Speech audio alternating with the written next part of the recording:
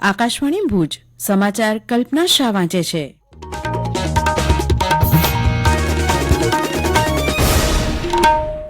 નમસ્કાર. પ્રધાનમંત્રી નરેન્દ્ર મોદી આવતીકાલે રવિવારે 17મી ડિસેમ્બરે સુરતની મુલાકાતે આવી રહ્યા છે.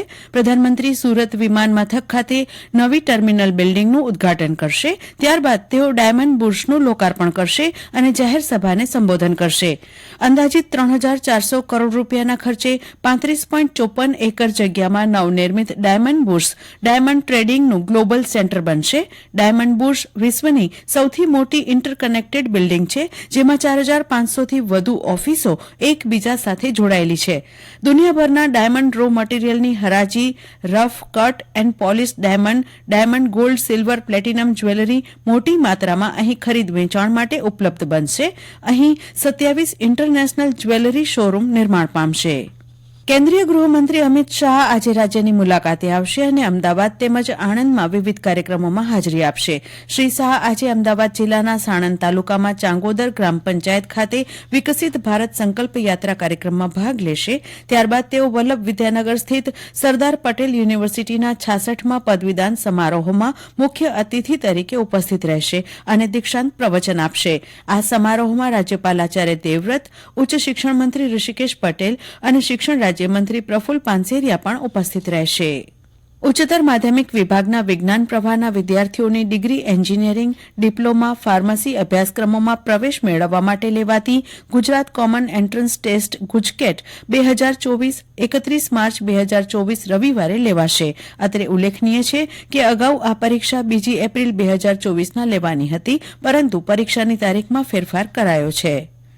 અંજારમાં સૌ પ્રથમવાર 12 થી 15,000 બાળકોના સંપૂર્ણ સ્વાસ્થ્ય પરીક્ષણ અને સારવારના મેગા કેમ્પનો પ્રારંભ થયો છે.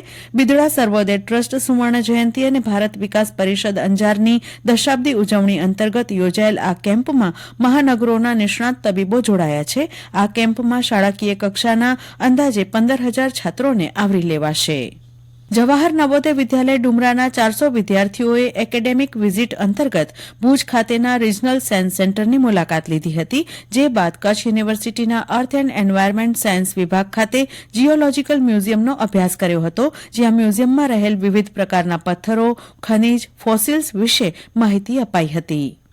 રાજ્યમાં સૌથી વધુ નમકનું ઉત્પાદન કચ્છમાં થાય છે, ત્યારે અગરિયાઓ રહેણાંક વિસ્તારથી દૂર રણમાં રહી મીઠું પકવતા હોવાથી તેઓના આરોગ્યની વિશેષ કાળજી લેવામાં આવે છે. ત્યારે નવા 5 મોબાઈલ હેલ્થ યુનિટની ફાળવણી કરાઈ છે, જે ટૂંક સમયમાં સેવામાં ઉપયોગમાં લેવાશે. આ વાહનો સામખિયાળી, મનફરા, જનાણ, ગડુલી અને ભીમાસર પ્રાથમિક આરોગ્ય કેન્દ્રને ફાળવવામાં આવશે. જળ સંપત્તિ અને પાણી પુરવઠા વિભાગના મંત્રી કુંવરજીભાઈ બાવળિયાએ જિલ્લાના અંજાર તાલુકાના નવાગામ અને ભચાઉ તાલુકાના કુંભારડીની મુલાકાત લઈને અટલ ભૂજલ યોજના હેઠળના રિચાર્જ બોરવેલનું જાત નિરીક્ષણ કર્યું હતું. તેમણે બંને વિકાસ કાર્ય અંગે ઉપસ્થિત અધિકારીઓ પાસેથી વિગતવાર જાણકારી મેળવીને તે અંગે જરૂરી સૂચનો કર્યા હતા. જિલ્લામાં રાત્રિનું તાપમાન ઊંચકાવવાની હવામાન વિભાગે કરેલી આગાહી મુજબ જિલ્લાભરમાં ન્યૂનતમ તાપમાનનો પારો 2 થી 3 ડિગ્રી ઊંચકાવાની સાથે ઠંડીમાં રાહત રહી હતી. નલિયા 13.5 ડિગ્રી સાથે રાજ્યમાં મોખરાના સ્થાને ઠંડુ બન્યું હતું.